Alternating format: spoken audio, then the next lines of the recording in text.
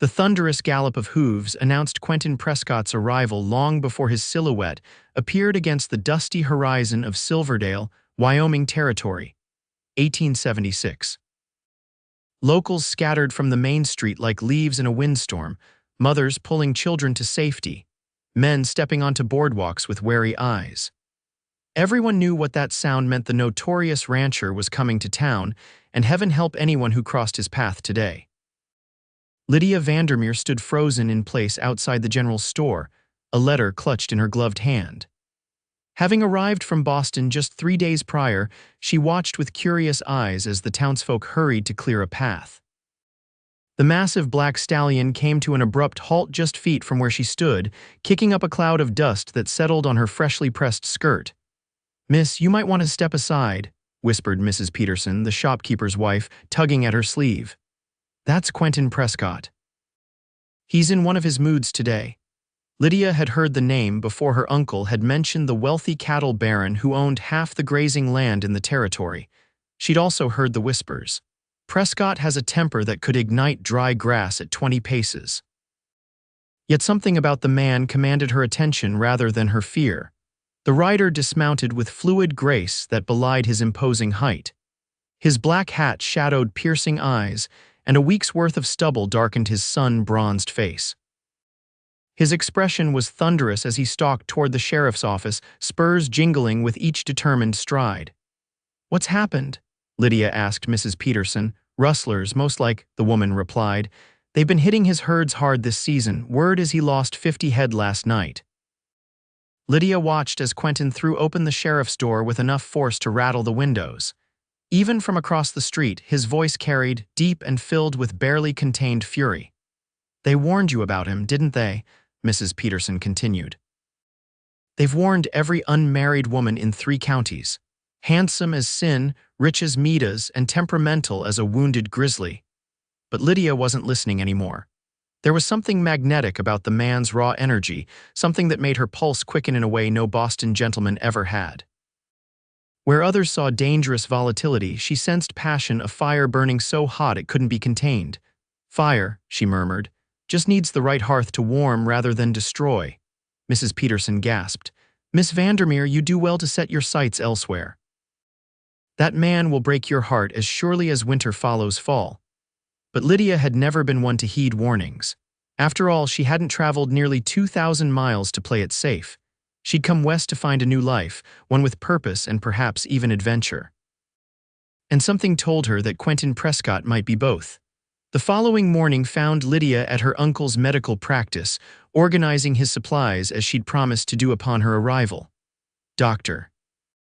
James Vandermere had been the only doctor in Silverdale for 15 years, and his small office showed signs of his bachelor lifestyle, disorganized but meticulously clean. "Uncle James," she called, sorting through a cabinet of tinctures and powders, "your inventory system is utterly perplexing." Her uncle emerged from the back room, wiping his hands on a towel. "That's because there isn't one, my dear, which is precisely why I begged you to come." His smile warmed his weathered face. "How are you settling in?" "Well enough," she replied, tucking a loose strand of auburn hair behind her ear. "Though I've already managed to hear quite a bit about a certain Mr. Prescott." Her uncle's expression sobered immediately. "Ah, I see you've encountered our local firebrand, only from a distance. Is he truly as volatile as everyone suggests?" Dr. Vandermere considered his words carefully. "Quentin is complicated. He arrived here 6 years ago with nothing but determination and a knack for raising cattle. Built the most successful ranch in the territory through sheer force of will. But he's known for his quick temper and quicker fists, though never without provocation." "And yet you speak of him with respect," Lydia observed shrewdly, "because he's earned it. Last winter, when influenza swept through, he opened his ranch to families who had nowhere else to go. Paid for medicines I couldn't afford to stock, and he's fair with his men, demanding but generous." A knock at the door interrupted them. Uncle James opened it to reveal a young cowboy, hat in hand, face pale beneath his tan. "Doc, it's the boss. There's been an accident out at Raging River Ranch. He took a bad fall trying to break that new stallion." "How bad?" James grabbed his medical bag. "Bad enough he couldn't ride in himself, and bad enough he's cursing to wake the dead." Her uncle turned to Lydia. "I may be gone overnight." "Can you manage? I'm coming with you," she said firmly, already reaching for her shawl. "I trained as a nurse in Boston, remember?" The young cowboy looked doubtful. "Miss, the boss ain't exactly fit for polite company right now." Lydia smiled as she pinned her hat in place. "Then it's fortunate I'm a nurse first and a lady second when duty calls." The journey to Raging River Ranch took nearly 2 hours by wagon. As they crested the final hill, Lydia caught her breath at the sight spread before her. A sprawling ranch house of timber and stone commanded a vista of rolling grasslands, with mountains rising blue in the distance. Cattle dotted the landscape like mobile shadows, and somewhere beyond, she knew the river that gave the ranch its name carved through the valley. "It's magnificent," she whispered. "Prescott built it himself," the cowboy who'd introduced himself as Tanner informed her. "Started with a one-room cabin and added on as his herds grew." Inside the ranch house, they found organized chaos. A housekeeper directed them upstairs, where Quentin Prescott lay on a massive bed, his right leg stretched out at an unnatural angle, his face white with pain and fury. "I told you to bring the doctor, not half the town," he snarled when he saw Lydia behind her uncle. "This is my niece, Miss Lydia Vandermere," Dr. Vandermere said calmly. "She's a trained nurse and my assistant. Now let's see what you've done to yourself." Quentin's eyes, a startling, stormy blue, fixed on Lydia with suspicion. "I don't need a Boston society girl gawking at me." "Fortunate, then, that I'm here as a nurse and not as a spectator," she replied evenly, unpacking her uncle's instruments. "I've seen broken bones before, Mr. Prescott. I assure you, yours won't shock my delicate sensibilities." A flicker of surprise crossed his face before pain reasserted itself. Dr. Vandermeer's examination confirmed what they suspected: a clean break of the femur that would need to be set. "This will hurt," her uncle warned, preparing a dose of laudanum. "Just do it," Quentin growled, refusing the medicine. "I need my wits about me." Lydia moved to his side. "You'll need to be still, may I?" Without waiting for permission, she placed her hands firmly on his shoulders, meeting his eyes directly. "Focus on me, Mr. Prescott." For a moment, his anger seemed to falter in the face of her calm determination. Then her uncle manipulated the bone back into place, and Quentin's entire body went rigid. A string of curses erupted from him, colorful enough to make a sailor blush, but he didn't look away from Lydia's steady gaze. "Breathe," she instructed softly. "The worst is over." Hours later, with Quentin's legs splinted and bandaged, Lydia's uncle prepared to leave. "Someone needs to stay," he said. "He shouldn't be moved for at least a day, and I need to return to town for additional supplies." "I'll stay," Lydia volunteered. "I can monitor his condition and ensure he doesn't attempt anything foolish." "I'm right here," Quentin protested from the bed, "and I don't need a nursemaid." "No, you need a guard," Dr. Vandermere retorted. "Someone to protect you from your own stubborn nature." "Lydia is more than qualified." To his niece, he added, "I'll return tomorrow. Send word if his condition changes." Left alone with her patient, Lydia busied herself preparing a broth the housekeeper had left simmering. When she returned to Quentin's bedside, she found him watching her with an inscrutable expression. "Why did you come west, Miss Vandermere?" he asked abruptly, surprised by the personal question she considered her answer. "I wanted purpose. After the war, nursing gave me that for a time. But Boston feels constrained. My parents wished me to marry well and settle into society life. And that didn't appeal. It felt like being placed in a beautiful cage," she admitted, helping him sit up to take the broth. "I want more from life than arranging flowers and planning dinner parties." A ghost of a smile touched his lips. "So you traded silk dresses for the dust and danger of Wyoming territory." "I traded pretense for possibility." She met his gaze steadily. "And what about you, Mr. Prescott? What brought you here?" His expression darkened. "A fresh start." "The war left many of us with nowhere to go back to," she nodded, understanding in her eyes. "You fought for the Union, cavalry, left home at 17, came back at 21 to ashes." He spoke matter-of-factly, but Lydia sensed the pain beneath the words. "Decided to head west, where a man's past matters less than what he builds for himself." "And you've built something remarkable," she said, looking around the room with its solid craftsmanship. "Built it with these hands and a temper that won't quit, according to local gossip," he said wryly. "I'm sure you've been thoroughly warned about the mad rancher of Raging River." Lydia set down the empty bowl. "I've been warned about many things in my life, Mr. Prescott. I find I prefer to make my own assessments." Over the next 24 hours, Lydia saw different facets of Quentin emerge. His impatience with his injury manifested as sharp words followed by grudging apologies. His concern for his ranch operations revealed itself in detailed instructions to his foreman. His intelligence shone through in their conversations about books. He had an impressive library for a frontier rancher. By the time her uncle returned the following afternoon, Lydia had formed her own opinion of Quentin Prescott. His temper was real, but so was his integrity. His anger flared hottest when directed at injustice or inefficiency. And beneath his gruff exterior lay a man of surprising depth and consideration. "He'll need to stay off that leg for at least 6 weeks, Dr. Vandermere declared after examining his patient, "which means you'll need help running this place." "I have men," Quentin muttered. "You have cowboys," her uncle corrected. "You need someone to manage the household and assist with your business affairs while you're confined." Quentin's eyes narrowed. "What are you suggesting, Doc?" "I'm suggesting my niece. She's educated, organized, and clearly capable of handling your colorful personality." Lydia stared at her uncle in shock. "Uncle James, I hardly think it's not proper," Quentin interrupted. "A single woman staying at a bachelor's ranch. Mrs. Hollister will serve as chaperone," Dr. Vandermeer said, referring to the housekeeper. "And Lydia came west to be useful.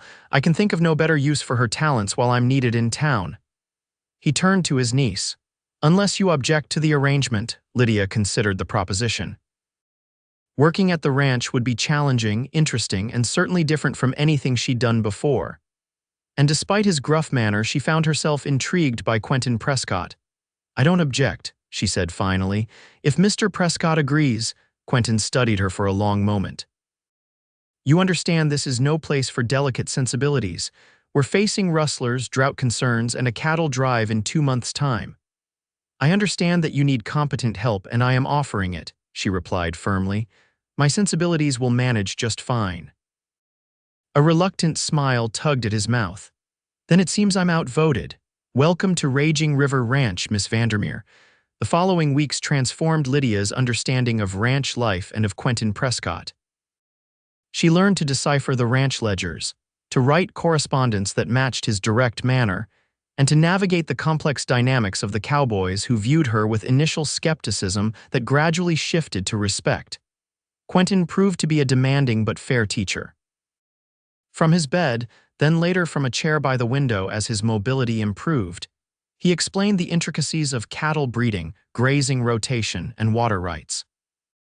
He entrusted her with increasing responsibility, beginning with household management and expanding to include business negotiations with local merchants.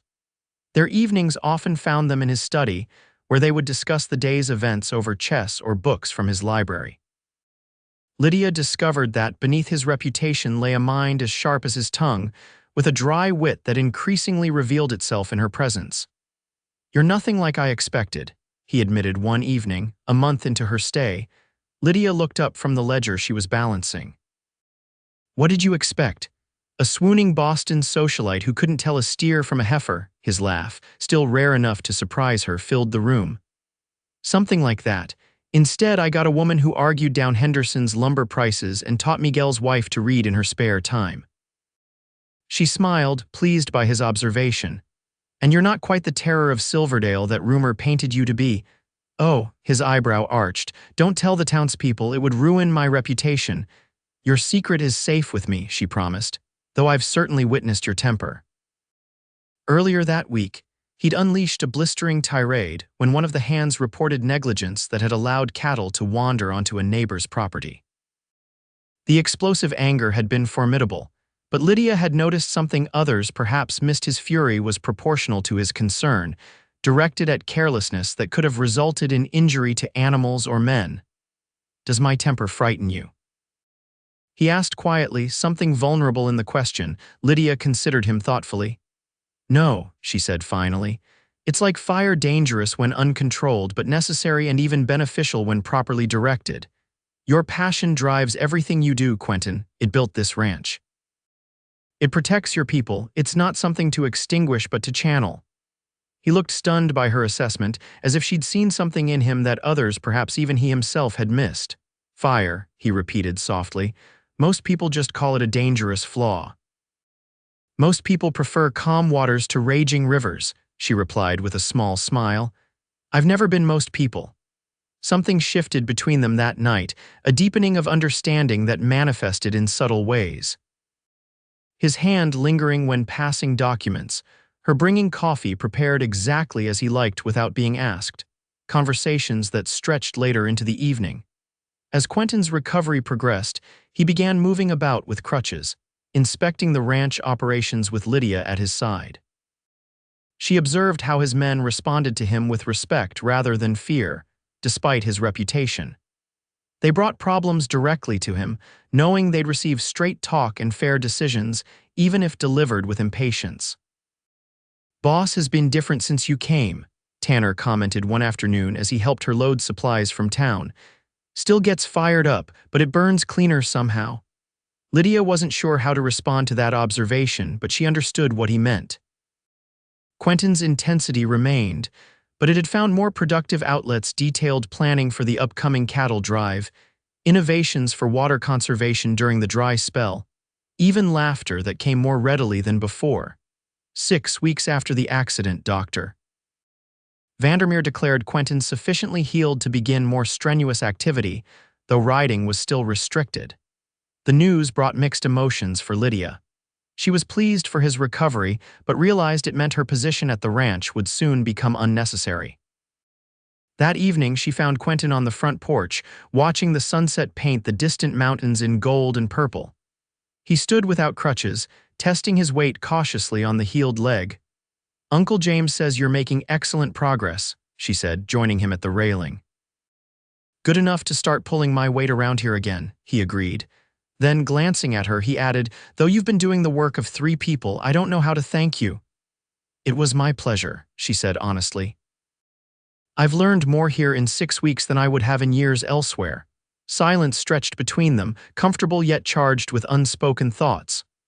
"What happens now, Lydia?" he finally asked, using her given name as he'd begun doing in recent days. "I suppose I'll return to town, help Uncle James with his practice as originally planned." The prospect felt oddly hollow after her time at Raging River. Quentin turned to face her fully. "Is that what you want?" The directness of the question, so characteristic of him, demanded equal honesty. "No," she admitted, "but my role here was always temporary to assist during your recovery. What if I still need you?" His voice dropped lower. "Not as a nurse or an assistant, but as what?" she prompted when he hesitated. "As the woman who sees fire where others see only danger. As the person who makes this house feel like a home for the first time since I built it." His hands, calloused from years of ranch work, gently took hers. "I'm not an easy man, Lydia. My temper isn't likely to disappear entirely, but these weeks with you have shown me something better is possible." Her heart raced as she looked up at him. "Are you asking me to stay?" "I'm asking far more than that," he said gravely. "I'm asking if you could imagine building a life here with me." The question hung in the air between them, momentous and transformative. Lydia thought of Boston, of the path that had been laid out for her there, respectable but predetermined. Then she considered what Quentin offered: a partnership forged in honesty, challenging but authentic, with a man whose passion matched her own. "They warned me about you," she said softly. "About your temper, your intensity, and yet you stayed. Because what they called a dangerous temper I recognized as something else." She moved closer to him. "That fire in you, it's the same one that drives me, that made me leave everything familiar to come west. It's not something to fear or extinguish, it's something to build upon." His arms encircled her, strong yet gentle. "Is that a yes?" "It's a beginning," she answered, rising on tiptoe to press her lips to his. Their first kiss was like the man himself, initially restrained, then building with an intensity that left her breathless. When they finally parted, the last rays of sunset gilded his face, softening the hard lines with golden light. "I need you to be certain," he said, his voice rough with emotion. "Ranch life isn't easy, even in good times." "I've never wanted easy," she replied. "I want real, I want meaningful, I want a life with you, Quentin Prescott, temper and all." 2 days later, Lydia returned to town with Quentin to speak with her uncle, Dr. Vandermere listened to their news with barely concealed satisfaction. "So my temporary nursing arrangement has led to a permanent one," he observed, eyes twinkling. "I can't say I'm entirely surprised."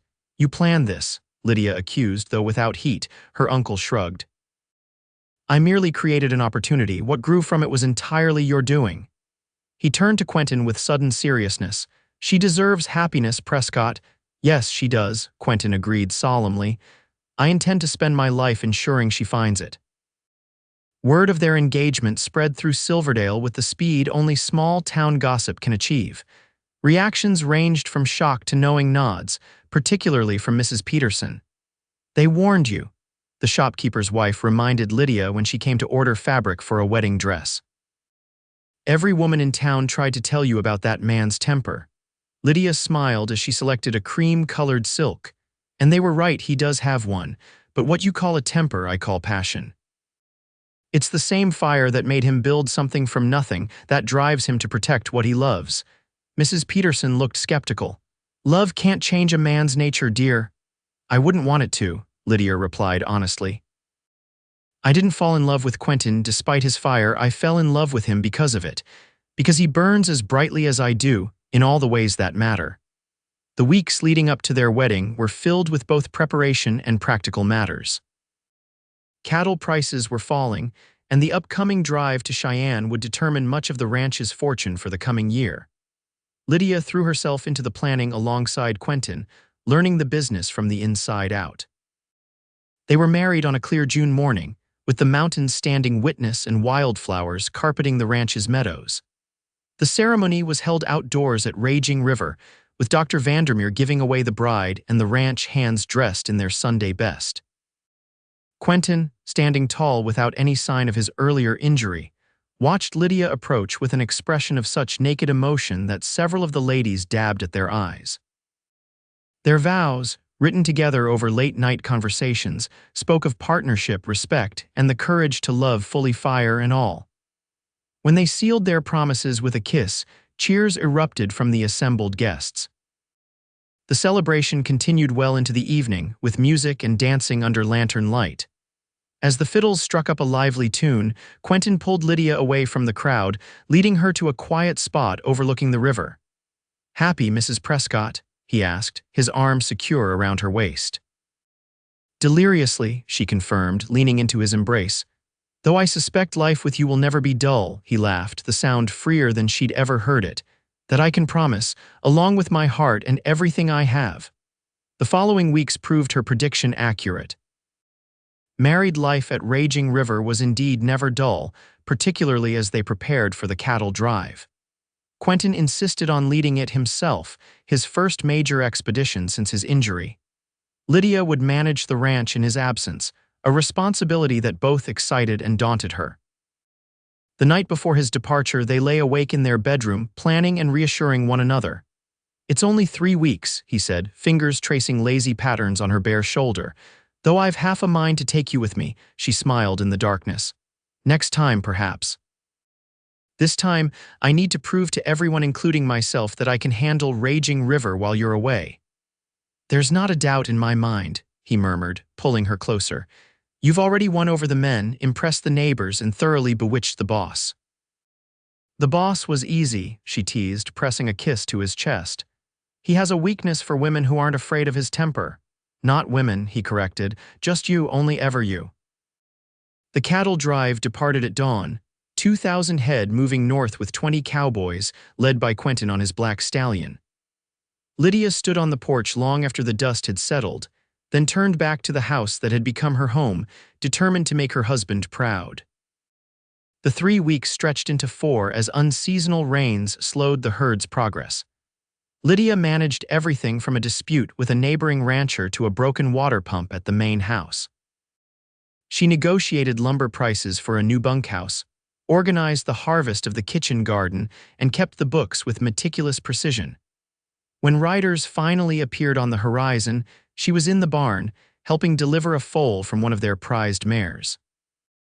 Racing outside, still wiping her hands on her apron, she watched as Quentin led his men home, his smile visible even at a distance when he spotted her waiting. He swung down from his horse with the easy grace she'd first noticed months ago, striding toward her with purpose. Without a word, he swept her into his arms, lifting her off her feet in a kiss that left no doubt about how much he'd missed her. "Welcome home," she breathed when he finally set her down. "How was the drive?" "Profitable," he replied. "Got top dollar despite the delay. But coming back to you, that's the true wealth." His eyes swept over the ranch, noting improvements she'd made in his absence. "You've been busy." "Just keeping your empire running," she said with a smile, "though I did take some liberties with the garden design." That evening, after the men had been fed and accounts settled, they sat together in the study, sharing stories of their time apart. Lydia had prepared financial reports showing their improved position, while Quentin described negotiations that had secured favorable contracts for the coming year. "We make quite a team, don't we?" he observed, watching her with undisguised admiration. The head-headed rancher and the Boston nurse who wasn't afraid of his fire. "We do," she agreed.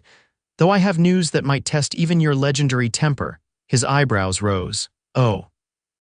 Lydia placed his hand on her still flat stomach, her eyes never leaving his.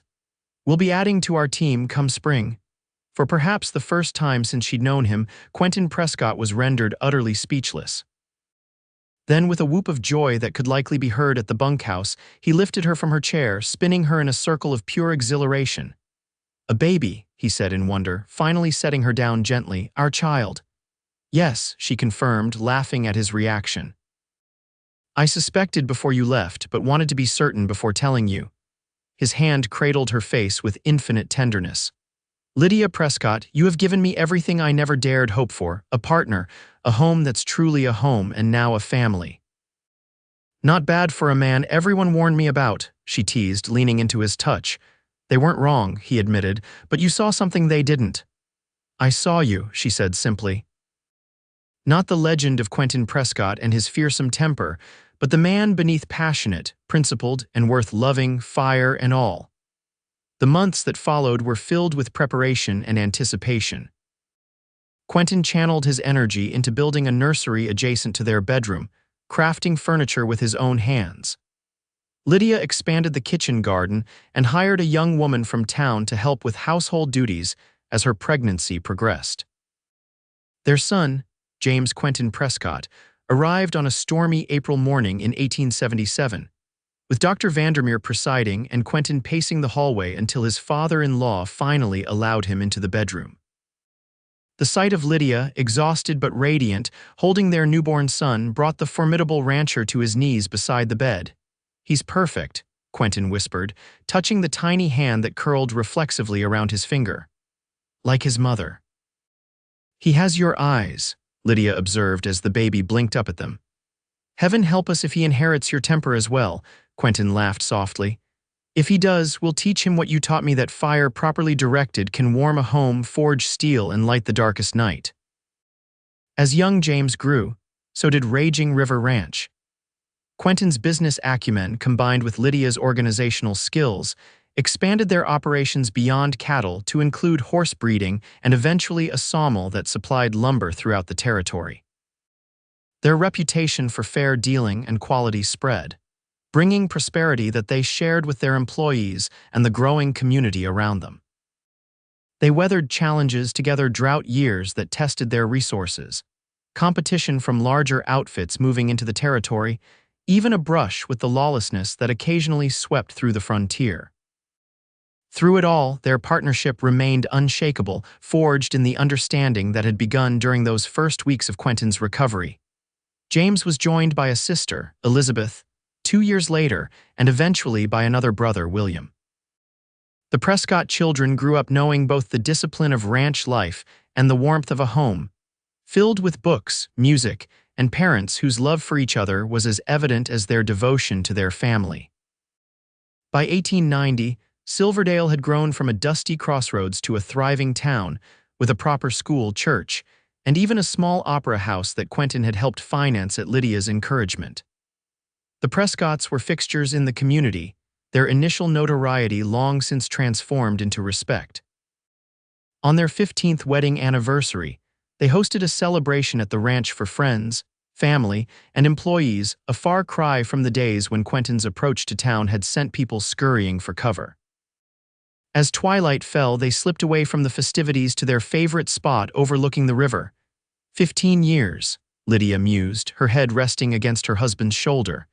Remember how they all warned me about you? How could I forget? Quentin's arm tightened around her. Poor Boston girl, about to be devoured by the wild rancher with the ungovernable temper. She laughed, the sound mingling with the rush of the river below. Little did they know that temper would keep us warm through 15 Wyoming winters. And counting, he added.